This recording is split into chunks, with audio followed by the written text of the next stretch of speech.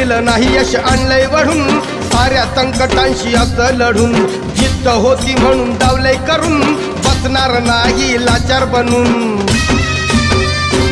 येत नव्हतं चाला या चढावरून